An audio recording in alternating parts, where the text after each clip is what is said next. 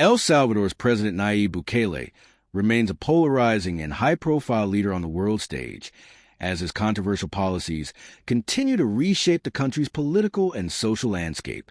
Since launching a sweeping anti-gang crackdown in 2022, Bukele has overseen the arrest of more than 85,000 individuals suspected of gang involvement under a prolonged state of exception that suspends key constitutional rights. This emergency measure, which has now been extended 37 times, has drastically reduced crime rates according to government sources, but has also attracted international condemnation for alleged human rights abuses. Multiple reports from Amnesty International and Human Rights Watch highlight arbitrary detentions, overcrowded and inhumane prison conditions, and widespread reports of mistreatment. Despite the backlash, Bukele's tough-on-crime strategy has earned him widespread domestic approval, with many Salvadorans crediting him for restoring a sense of safety after decades of gang terror. In a move that intensified global scrutiny, Bukele won re-election in February 2024 with a staggering 83% of the vote, even though El Salvador's constitution prohibits consecutive presidential terms. His re-election became possible after the country's top court, filled with Bukele allies, reinterpreted constitutional clauses to allow his candidacy. Simultaneously, his Nuevas Ideas party secured a supermajority in the legislature, giving Bukele near absolute control over the country's political institutions. Critics warn that El Salvador is sliding into authoritarianism, as the balance of power has eroded and the judiciary is widely seen as compromised.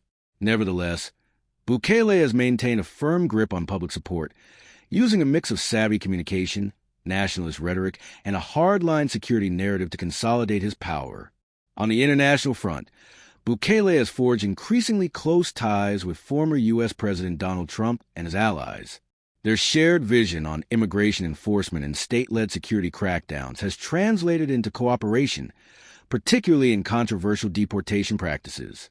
One case that has garnered major headlines is that of Kilmar Abrego Garcia, a U.S. resident deported to El Salvador in defiance of a U.S. court order. Upon arrival, he was detained in the massive terrorism confinement center, Secot, a prison built under Bukele's administration to house thousands of alleged gang members and criminal suspects. U.S. Senator Chris Van Hollen visited Garcia during a fact-finding trip and later reported that Garcia was visibly traumatized. Van Hollen accused the Salvadoran government of staging a deceptive photo op to mislead the public about the conditions and legitimacy of the arrest, an incident that has further strained diplomatic relations between the two nations. In another high-profile move, the U.S. recently deported Cesar Humberto Lopez Larios, a top leader of the notorious MS-13 gang, back to El Salvador. Observers suggest that this may have less to do with fighting crime and more with silencing potential witnesses who could expose past secret negotiations between Bukele's government and criminal organizations, alleged deals that, according to investigative reports, helped reduce murders and potentially influence electoral outcomes. Furthermore, under the Trump-aligned immigration strategy, the U.S. has begun deporting suspected members of foreign gangs like Venezuela's Tren Aragua to El Salvador, even invoking the century-old Alien Enemies Act to bypass judicial oversight.